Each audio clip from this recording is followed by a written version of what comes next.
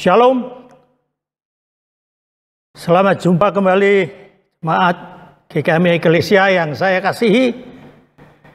Kembali kita bertemu di dalam ibadah online pada hari ini, hari Minggu tanggal 15 November 2020. Sebelumnya mari kita mulai dengan doa. Terima kasih Tuhan atas kesempatan yang Engkau berikan buat kami, jemaat-Mu sekalian di rumah maupun dimanapun hamba-hamba-Mu ini berada. Kami sungguh bersyukur Tuhan untuk hari Sabat yang baru yang Kau sediakan bagi kami untuk kami boleh beribadah secara online. Terima kasih Tuhan Yesus, sepenuhnya kami pertaruhkan ibadah ini dari awal sampai akhir ke dalam tangan-Mu. Mohon berkat-Mu atas kami sekalian. Tapi kami mohon Tuhan Kau ampuni segala dosa kami dan melayakkan kami untuk boleh menyembah Engkau, memuji Engkau, menambahkan iman kepada kami ya Tuhan. Dan Engkau juga yang mengampuni segala dosa kami. Terima kasih Tuhan, inilah doa dan syukur permohonan kami. Dalam nama Tuhan Yesus kami berdoa. Amin. Jemaat sekalian yang dikasihi oleh Tuhan, pagi hari ini saya ingin menyampaikan khotbah ini dengan judul Berlomba dengan Tekun. Saya akan mengambil beberapa ayat dari Ibrani pasal 12 ayat 1 dan 2 dilanjutkan dengan 1 Korintus pasal 9 ayat 24 sampai dengan 27. Saya akan bacakan bagi saudara-saudara sekalian. Karena kita mempunyai banyak saksi, bagaikan awan yang mengelilingi kita, marilah kita menanggalkan semua beban dan dosa yang begitu merintangi kita, dan berlomba dengan tekun dalam perlombaan yang diwajibkan bagi kita. Marilah kita melakukannya dengan mata yang tertuju kepada Yesus, yang memimpin kita dalam iman, dan yang membawa iman kita itu kepada kesempurnaan, yang dengan mengabaikan kehinaan, tekun memikul salib ganti sukacita yang disediakan bagi Dia yang sekarang duduk di sebelah kanan takhta Allah. Dilanjutkan dengan 1 Korintus pasal 9 ayat 24 sampai dengan 27. Tidak tahukah kamu bahwa dalam gelanggang pertandingan semua peserta turut berlari, tetapi bahwa hanya satu orang saja yang mendapat hadiah? Karena itu, larilah begitu rupa, sehingga kamu memperolehnya. Tiap-tiap orang yang turut mengambil bagian dalam pertandingan, menguasai dirinya dalam segala hal. Mereka berbuat demikian untuk memperoleh suatu mahkota yang fana, tetapi kita untuk memperoleh suatu mahkota yang abadi. Sebab itu, aku tidak berlari tanpa tujuan, dan aku bukan petinju yang sembarangan saja memukul, tetapi aku melatih tubuhku dan menguasainya seluruhnya, supaya sesudah memberitakan Injil kepada orang lain, jangan aku sendiri ditolak. Ada suatu pepatah atau suatu kalimat dalam bahasa Latin, mens sana in corpore sano, yang artinya di dalam tubuh yang sehat terdapat jiwa yang sehat. Jadi di sini ada hubungan yang cukup erat antara tubuh atau jasmani dengan jiwa. Jikalau tubuh sehat, dapat diharapkan jiwa juga akan sehat. Sebaliknya, jikalau tubuhnya sakit, biasanya jiwanya juga sakit. Maksud saya bukan sakit jiwa dalam arti gila, tetapi banyak gangguan-gangguan jiwa seperti merasa stres, putus asa, merasa tidak ada semangat di dalam hidupnya, muram, kemudian muka yang tidak ceria, dan tidak jarang minta maaf. Ada juga yang kepingin mati karena sakit yang terus-menerus dan kronis, masuk rumah sakit, keluar rumah sakit, dan kembali lagi masuk rumah sakit, dan seterusnya. Tentu saudara dan saya tidak ingin seperti ini, bukan? Kita ingin supaya tubuh kita tetap sehat, bersemangat, ada gairah, dan wajah senantiasa ceria, dan seterusnya. Nah, salah satu faktor atau suatu usaha untuk kita bisa mendapatkan tubuh yang sehat adalah dengan berolahraga. Nah, di dalam masa pandemi COVID-19 ini, olahraga jasmani sangat dianjurkan untuk menambah atau meningkatkan imunitas atau kekebalan tubuh kita terhadap penyakit. Tanpa bermaksud saya promosi, saya sendiri tekun melakukan olahraga ini rata-rata 2 kali seminggu, setengah sampai 1 jam, yaitu dengan treadmill.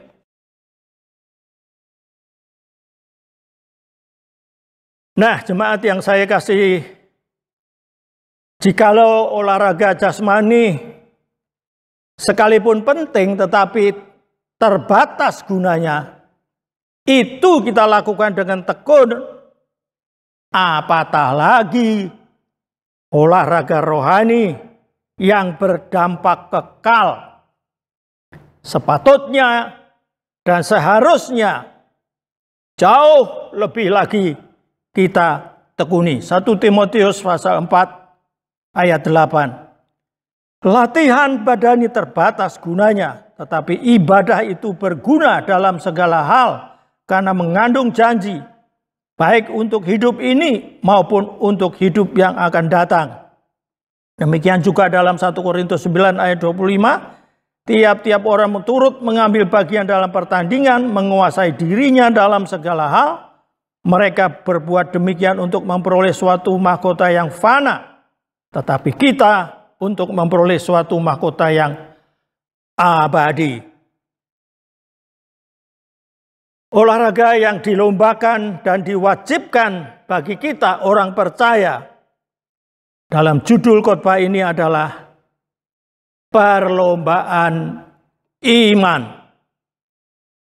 yang sebenarnya merupakan gambaran perjalanan hidup orang percaya yang tidak lain adalah pengikut Kristus, yang digambarkan sebagai pelari sprint, bukan pelari jarak jauh 5.000 atau 10.000 atau lari maraton, tetapi lari jarak dekat 100 meter atau 200 meter. Mengapa lomba ini penting? Bahkan sangat penting bagi kita pengikut Kristus. Yang pertama adalah seperti kita baca tadi di dalam Ibrani pasal 12 ayat 1 bagian B, karena hukumnya wajib. Jadi kalau hukumnya wajib, ini adalah suatu perintah. Dan patuh akan perintahnya, perintah Tuhan, adalah tanda kasih dan percaya kita kepadanya. Yohanes 14 ayat 15. Jikalau kamu mengasihi aku, kamu akan menuruti segala perintahku. Kenapa penting? Yang kedua ialah karena perlombaan ini adalah untuk memperoleh suatu mahkota yang abadi, 1 Korintus pasal 9 ayat 25. Tiap-tiap orang yang turut mengambil bagian dalam pertandingan menguasai dirinya dalam segala hal. Mereka berbuat demikian untuk memperoleh suatu mahkota yang fana, tetapi kita untuk memperoleh suatu mahkota yang abadi. Menunjukkan kepada kemenangan yang merupakan keselamatan yang kekal, yaitu hidup yang kekal bersama dengan Tuhan di surga untuk selama-lamanya. Suatu hal yang sungguh-sungguh menjadi dambaan kita semua, orang-orang percaya kepada Tuhan Yesus. Hal yang ketiga, kenapa ini merupakan suatu hal yang penting? Karena perlombaan ini adalah perlombaan iman. Berarti kalau saudara dan saya gagal dalam arti tidak mencapai garis finish, berarti kita gagal atau gugur daripada iman. Dan saudara dan saya tahu pasti apa risikonya atau apa akibatnya kalau saudara dan saya gugur daripada iman. Pastilah saudara dan saya tidak mengharapkan hal seperti ini, bukan? Hal yang keempat, oleh karena begitu pentingnya perlombaan iman ini, itulah yang menyebabkan Rasul Paulus melakukan perlombaan ini dengan sungguh-sungguh agar dia tidak ditolak karena gagal dalam ujian. 1 Korintus 9 ayat 27. Tetapi aku melatih tubuhku dan menguasainya seluruhnya, supaya sesudah memberitakan Injil kepada orang lain, jangan aku sendiri ditolak. Dan di dalam 2 Korintus pasal 13 ayat kelima, ujilah dirimu sendiri, apakah kamu tegak di dalam iman? Selidikilah dirimu, apakah kamu tidak yakin akan dirimu bahwa Kristus ada di dalam diri kamu? Sebab jika tidak demikian, kamu tidak tahan uji. Kita diminta untuk terus-menerus menguji diri sendiri. Apakah kita tetap tegak di dalam iman? Apakah buah-buah iman kita nampak di dalam hidup kita? Yakobus pasal 2 ayat 17. Demikian juga halnya dengan iman. Jika iman itu tidak disertai perbuatan, maka iman pada hakikatnya adalah mati. Mengingat begitu pentingnya perlombaan iman ini,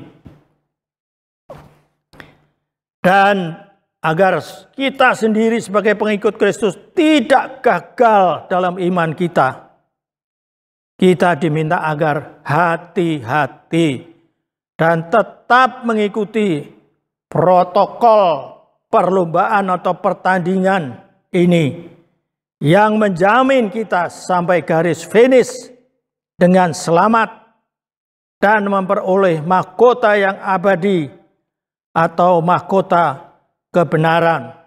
2 Timotius pasal 4 ayat 6-8. Mengenai diriku, darahku sudah mulai dicurahkan sebagai persembahan dan saat kematianku sudah dekat. Aku telah mengakhiri pertandingan yang baik, aku telah mencapai garis akhir, dan aku telah memelihara iman. Sekarang telah tersedia bagiku mahkota kebenaran yang akan dikaruniakan kepadaku oleh Tuhan, Hakim yang adil pada harinya. Tetapi bukan hanya kepadaku, melainkan juga kepada semua orang yang merindukan kedatangannya. Nah, beberapa hal yang akan saya singgung di bawah ini tentang protokol perlombaan iman ini ialah yang pertama, kita harus memulai atau start dengan start yang benar. Memulai perlombaan ini dengan start yang benar, seperti perlombaan lari yang digambarkan. Karena pertandingan atau perlombaan ini adalah perlombaan iman, maka syarat mutlak untuk kita boleh start dengan benar ialah beriman yang benar. Bagaimana perlombaan iman tetapi kita tidak mempunyai iman atau iman kita salah. Jadi inilah yang penting dan bahkan sangat penting, iman yang benar. Yaitu percaya yang sungguh dan menerima Tuhan Yesus masuk di dalam hati kita sebagai Tuhan dan Juru Selamat kita pribadi. Yohanes pasal 1 ayat 12. Tetapi semua orang yang menerimanya diberi kuasa supaya menjadi anak-anak Allah, yaitu mereka yang percaya dalam namanya. Kemudian di dalam Wahyu pasal 3 ayat 20, lihat, aku berdiri di muka pintu dan mengetok. Jikalau ada orang yang mendengar suaraku dan membukakan pintu, aku akan masuk mendapatkannya dan aku akan makan bersama-sama dengan dia dan ia bersama-sama dengan aku. Inilah hal yang paling pokok yang menurut saya merupakan suatu syarat untuk kita boleh ikut di dalam perlombaan iman ini. Setiap kita bisa bertanya kepada diri kita sendiri, bukan soal lamanya kita mengikut Tuhan, dalam arti kita menjadi orang Kristen, kita beribadah ke gereja, kita sudah pernah dibaptis 10-15 tahun yang lalu. Bukan itu masalahnya, tetapi adakah saudara dan saya benar-benar pernah bertemu dengan Tuhan Yesus dan pernah menerima Dia sebagai Tuhan dan Juru Selamatnya, seperti digambarkan di dalam Wahyu pasal 3 ayat 20 tadi.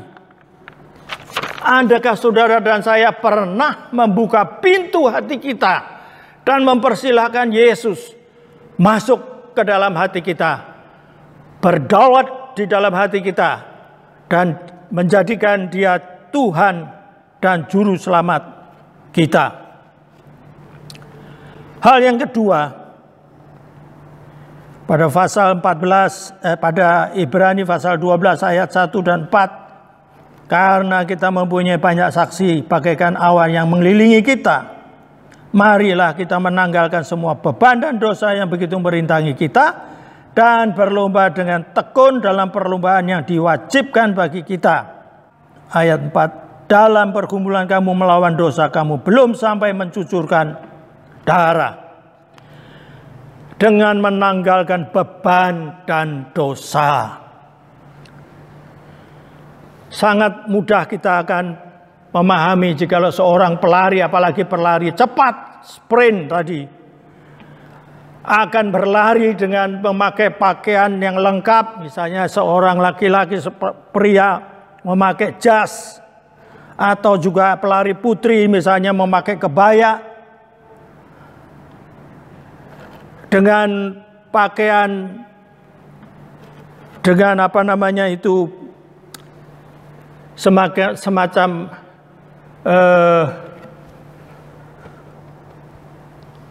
pakaian yang ketat, seperti dalam suku Jawa itu memakai kebaya, sehingga pasti dia tidak akan bisa berlari dengan baik. Apalagi kalau harus memakai hiasan-hiasan atau gelang-gelang, ya tentu saja ini akan menjadikan dia gagal di dalam perlombaan lari ini. Dan saudara dan saya bisa memeriksa diri kita masing-masing. Beban apa yang bisa menghambat pertumbuhan iman kita? Setiap orang tentu berbeda-beda. Apakah dia mempunyai beban ini atau itu, masalah ini atau itu, atau kesukaan tertentu, hobi tertentu yang sering kali bisa menghambat pertumbuhan iman kita. Setiap orang memang tidak sama, tetapi di dalam hal dosa tidak ada kompromi. Setiap dosa harus dibuang. Tidak peduli kita anggap dosa itu kecil atau remeh. Bahaya terbesar di dalam hidup kita adalah pencobaan untuk menyerah lagi kepada dosa. Dalam Ibrani pasal 12 ayat 1 tadi.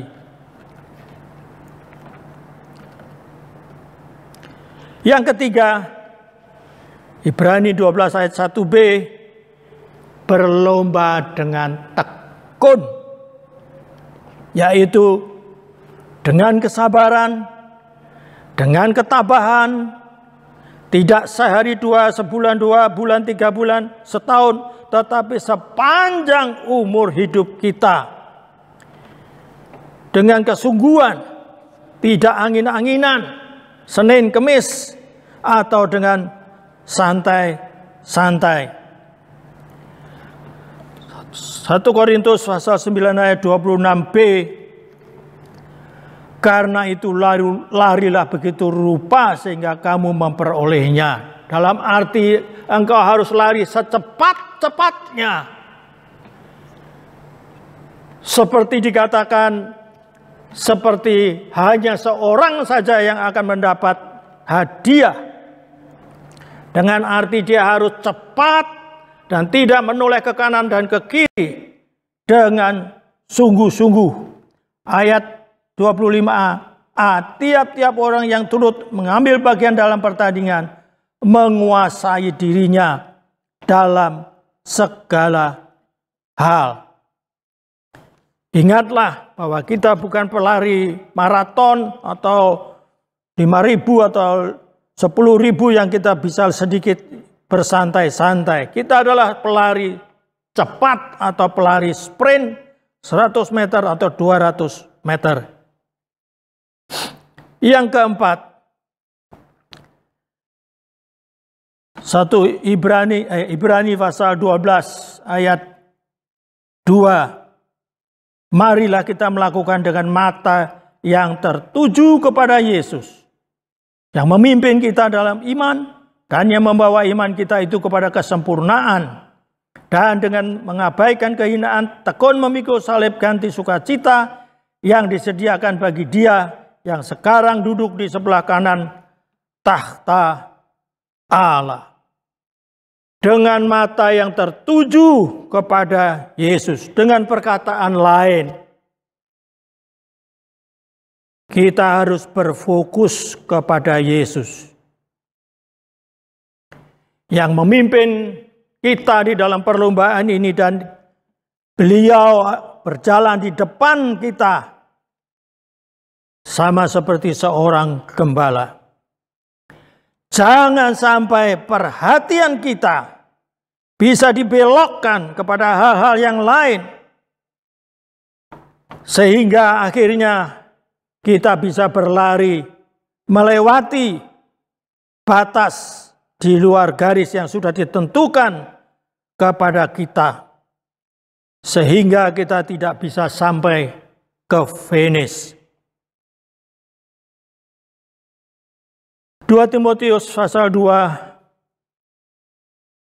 ayat 5. Seorang olahragawan hanya dapat memperoleh mahkota sebagai juara apabila ia bertanding menurut peraturan olahraga tersebut. Sekalipun dalam masa pandemi COVID-19 ini, saudara dan saya menghadapi banyak masalah. Bisa masalah ekonomi atau keuangan, salah pekerjaan karena kita di PHK atau dirumahkan, juga bisa mengganggu di dalam hubungan keluarga suami istri atau dengan anak-anak dengan anak juga. Juga masalah-masalah lain yang tentu saja banyak sekali macamnya. Tetapi janganlah perhatian kita terpusat hanya kepada masalah itu. Tiap hari kita memikirkan apa yang harus saya lakukan di dalam masa yang seperti ini. Karena justru bukan COVID itulah sendiri yang langsung menenggelamkan kita, tetapi justru masalah itu sendirilah yang menenggelamkan hidup kita. Mari kita ingat akan murid Tuhan yang bernama Petrus di dalam Matius pasal 14 ayat 29. Saat murid-murid Tuhan Yesus di dalam satu perahu yang sedang tergoncang oleh angin ribut, tiba-tiba pada malam itu dia melihat ada orang yang berjalan di atas air dan akhirnya diketahui bahwa itu adalah Yesus. Maka Petrus dia minta kepada Tuhan Yesus untuk bisa datang kepadanya dengan berjalan di atas air. Kata Yesus, Matius 14 ayat 29, datanglah. Maka Petrus turun dari perahu dan berjalan di atas air mendapatkan Yesus. Saat itu Petrus fokus melihat hanya kepada Yesus saja, sehingga dia bisa berjalan di atas air, mengatasi gelombang angin ribut itu. Ayat 30, tetapi ketika dirasanya tiupan angin, takutlah ia dan mulai tenggelam lalu berteriak, Tuhan tolonglah aku. Jadi ketika fokus atau arahan matanya tidak lagi kepada Yesus, tetapi kepada angin, gelombang-gelombang yang di sekitarnya yang menyebabkan dia takut, akhirnya dia mulai tenggelam. Hal yang lain yang bisa menjadi contoh kepada kita, janganlah fokus kita rubah dengan menoleh ke belakang, kembali kepada hidup yang lama atau kepada keyakinan yang lama. Di dalam Kejadian pasal 19 ayat 17 dan 26 diceritakan, sesudah kedua orang itu menuntun mereka sampai keluar, yaitu malaikat menuntun keluarga Lot, berkatalah seorang, larilah, selamatkanlah nyawamu, jangan menoleh ke belakang, dan janganlah berhenti dimanapun juga di lembah Yordan. Larilah ke pegunungan supaya engkau jangan mati lenyap. Itulah perintah daripada malaikat itu kepada keluarga Lot. Sayang, istri Lot, dia menoleh ke belakang. Dia masih ingat akan hartanya. Atau barangkali dia meragukan apakah benar kata malaikat, kata orang-orang ini, bahwa Tuhan akan menghancurkan Sodom dan Gomora. Istri Lot terganggu pikirannya. Dan di akhirnya dia menoleh ke belakang. Lalu apa yang terjadi? Dia menjadi tiang garam. Demikian juga saudara dan saya ingat akan bangsa Israel yang dipimpin oleh Musa menuju kepada tanah perjanjian. Tetapi ketika di banyak tempat mereka mengalami kesusahan, mengalami masalah, misalnya mengalami kekeringan atau mengalami bencana, atau ada musuh yang akan menyerang mereka, mereka menjadi ragu-ragu dan mereka menjadi kecewa, dan akhirnya mereka menggerutu dan memprotes kepada Musa dan Harun dan mengatakan lebih baik kita kembali ke Mesir, sekalipun kita di sana cukup menderita tapi kita masih bisa makan macam-macam. Itulah bangsa Israel yang mau kembali kepada kehidupan mereka yang lama di tanah Mesir. Dan saudara dan saya tahu akibat akhirnya bahwa bangsa Israel yang keluar dari Mesir akhirnya tidak masuk ke dalam tanah perjanjian itu. Di dalam Lukas pasal 9 ayat 62 sebagai ayat yang terakhir. Tetapi Yesus berkata, setiap orang yang siap untuk membajak, tetapi menoleh ke belakang, tidak layak untuk kerajaan Allah. Dengan perkataan lain, tidak layak untuk kerajaan Allah, ialah tidak akan diperkenankan masuk ke dalam kerajaan Allah. Akhirnya, saudara dan saya, kita sudah sampai pada akhir daripada khotbah ini. Tetapi ingatlah, apapun masalah saudara dan saya di dalam hidup ini, bukan hanya masalah COVID-19, mungkin banyak masalah-masalah yang lain yang saudara dan saya hadapi, termasuk masalah keluarga. Pemuda dan pemudi juga barangkali ada masalah tentang teman hidupnya. Tidak usah takut. COVID-19 boleh selesai, diikuti dengan COVID-20 atau COVID-21 atau keberapa sekalipun. Biarlah itu bisa terjadi, tetapi saudara dan saya, ketika kita ikut protokol perlombaan iman yang Tuhan Yesus sendiri sudah lakukan dan perbuat, dan Dia sendiri yang memimpin kita di dalam perlombaan tersebut, pastilah kita akan sampai ke garis finish ketika kita tetap ikut tekun di dalam perlombaan iman itu. Mahkota abadi yang telah disediakan bagi kita akan kita terima bersama semua pengikut perlombaan iman yang adalah pengikut Kristus. Pasti Tuhan memberkati.